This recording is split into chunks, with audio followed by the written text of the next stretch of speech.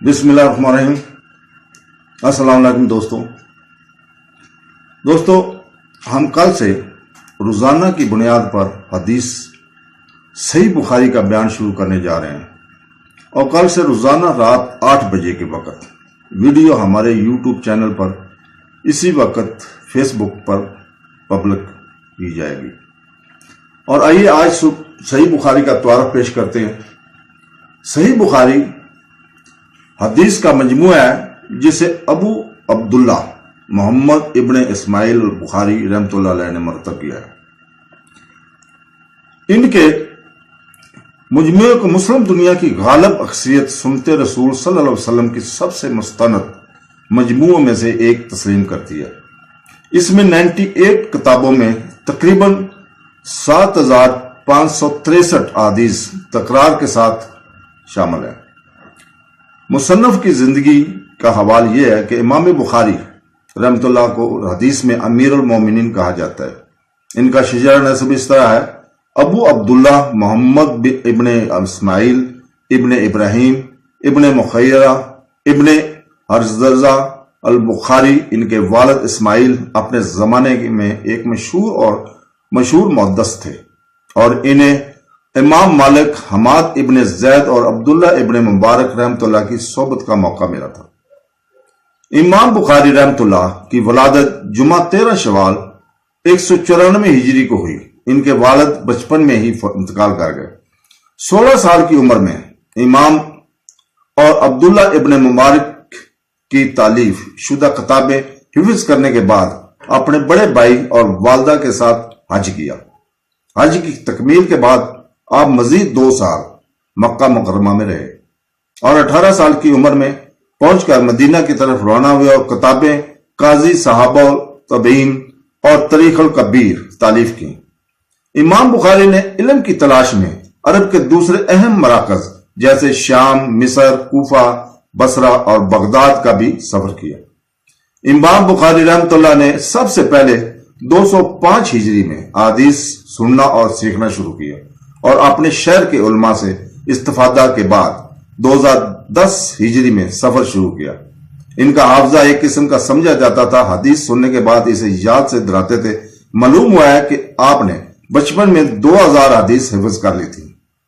امام بخاری رحمۃ اللہ کی تالیف کردہ کتب کی ایک بڑی تعداد ہے۔ ان کے تصحیح حدیث کے مجموعے کی اعلیٰ ترین سند میں شمار ہوتی ہیں۔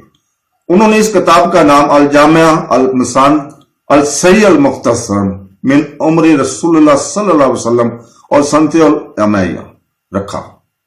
اس کے فارغ ہونے کے بعد اس نے یہ نسخہ اپنے استاذہ امام احمد بن حنبل رحمۃ اللہ علیہ کو ابن مدنی اور آخر میں ابن معین کے ساتھ منظوری کے لیے دکھایا۔ یہ بھی درج کیا گیا ہے کہ امام بخاری کو حدیث کے جمع کرنے اور حدیث کو لکھنے میں 16 سال کا عرصہ لگا، جو کہ 217 ہجری کی تاریخ بتاتی ہے، جس سال انہوں نے تالیف کا آغاز کیا تھا۔ امام بخاری رحمۃ اللہ کی عمر محض 23 سال تھی، اس سے پہلے کہ وہ حقیقت میں حدیث کو اپنی تالیف میں رکھے۔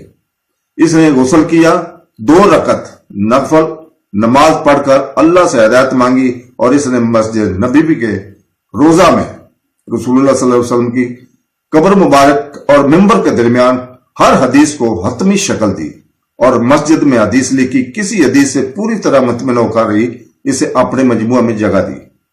درجہ بندی اور تشریح کے طریقہ کار میں امام بخاری رحمۃ اللہ علیہ نے اپنی شرائط عائد کی ہیں، جو حدیث کے سلسلے میں تمام راویوں اور گواہوں کو اپنی کتاب میں کسی حدیث کو شامل کرنے سے پہلے پورا کرنا ضروری ہے۔ نمبر 1، سلسلہ میں تمام راویوں کو عادل ہونا چاہیے۔ نمبر 2، سلسلہ میں تمام راویوں کا حافظہ مضبوط ہونا چاہیے، اور تمام محدثین جو حدیث کا بہت زیادہ علم رکھتے ہیں، راویوں کے سیکھنے اور حفظ کرنے کی صلاحیت کے ساتھ ان کی رپورٹنگ تکنیک پر متفق ہونا چاہیے۔ نمبر 3، سلسلہ بغیر کسی گمشدہ راویوں کے مکمل ہونا چاہیے۔ نمبر 4، یہ معلوم ہونا چاہیے کہ سلسلہ میں متواتر راوی ایک دوسرے سے ملتے ہیں۔ یہ امام بخاری کی اضافی شرط ہے۔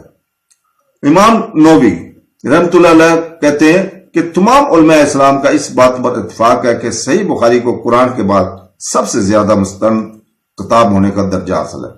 صحیح بخاری 7563 حدیث پر مشتمل ہے، جن میں وہ حدیث بھی شامل ہے جو دہرائی گئی ہیں، تاہم تکرار کے بعد حدیث کی کل تعداد 2600 کے قریب ہے۔ ان کے شاگرد سن 2005 میں نشاپور میں سکونت اختیار کی، یہیں پر ان کی ملاقات مسلم بن حجاج سے ہوئی جو ان کا شاگرد سمجھا جاتا تھا، اور آخر میں حدیث کے مجموعہ صحیح مسلم کا جمع کرنے والا اور منتظم تھا، جو کہ بخاری کے بعد دوسرے نمبر پر ہے۔ ان کی بخاری صاحب کی موت سیاسی مسائل کی وجہ سے وہ سمرقند کے قریب ایک گاؤں خردناک چلے گئے، جہاں ان کی وفات 2056 ہجری اور 870 عیسوی میں ہوئی۔ اللہ تعالیٰ ہمیں قرآن اور حدیث پڑھنے، سننے اور اس پر عمل کرنے کی توفیق عطا فرمائے۔ آمین ثم آمین۔ اللہ حافظ۔